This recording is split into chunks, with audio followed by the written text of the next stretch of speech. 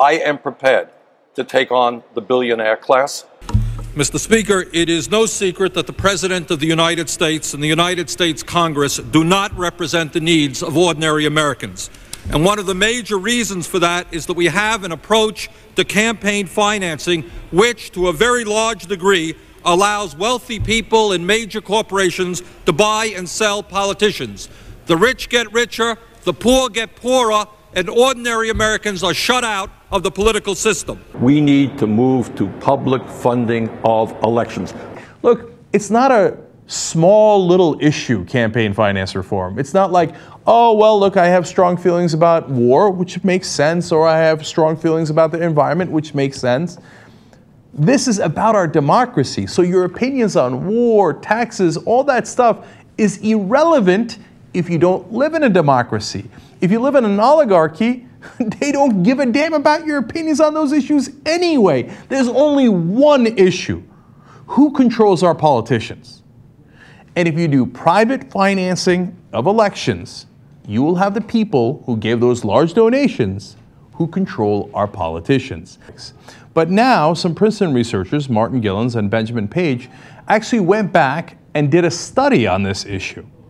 They studied 1,779 different policy initiatives between 1981 and 2002. And then they published in Perspectives on Politics, a very respected journal. It's called Testing Theories of American Politics. So let's talk about how they did it. They said they then compared those policy changes, the ones that they studied, with the expressed opinion of the United States public, comparing the preference of the average American at the 50th percentile of income to what those Americans at the 90th percentile preferred, as well as the opinions of major lobbying or business groups. So now this is a really interesting way of doing it. They take an issue, they see which way did it go in the voting, right? And then they say, all right, at the time, what was the public opinion poll on the 50th percentile? And then the top 10%, and then lobbyists and business groups. I'm on pins and needles as I'm reading the beginning of this story to see how it turned out. Well, I have bad news for you guys. Quote, the preferences of the average American appear to have only a minuscule, near zero, statistically non-significant impact upon public policy. An oligarchy is a system where power is effectively wielded by a small number of individuals, defined by their status called oligarchs. Members of the oligarchy are the rich, the well-connected, and the politically powerful, as well as particularly well-placed individuals in institutions like banking and finance or the military. Now, usually, Russia is referred to as an oligarchy, and a lot of other countries that are run by a small set of elites are referred to as an oligarchy, but almost never the United States. Our Supreme Court has now said, you know, unlimited money in politics. It seems a violation of principles of democracy. In the minute or so we have left, your thoughts on that? It violates the essence of what made America a great country in its political system. Now it's just an oligarchy with unlimited political bribery being the essence of getting the nominations for president or the elected president. And the same thing applies to governors and U.S. senators and Congress members.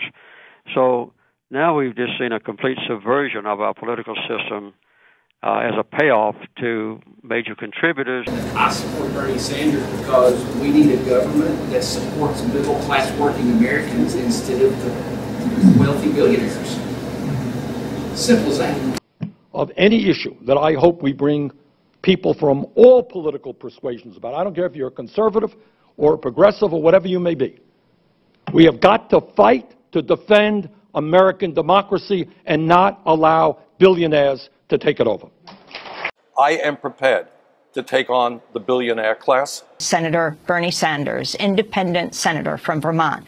Last year, he introduced a constitutional amendment to overturn the Citizens United ruling that allowed unrestricted secret campaign spending. We need to move to public funding of elections. These people, Amy, have billions of dollars. The Koch brothers are worth $80 billion.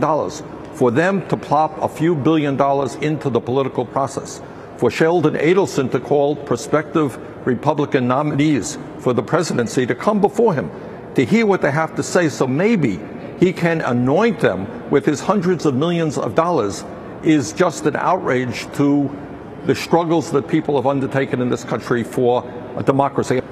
If you go up to the average person and say, guess what? We have given you more freedom. Previously, you could only spend $125,000 in direct contributions to candidates. Now you have the freedom to spend $4 or $5 million. People will look at you like you are crazy.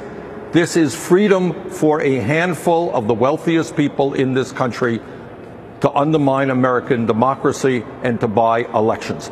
That is, to my mind, not what democracy is supposed to be about.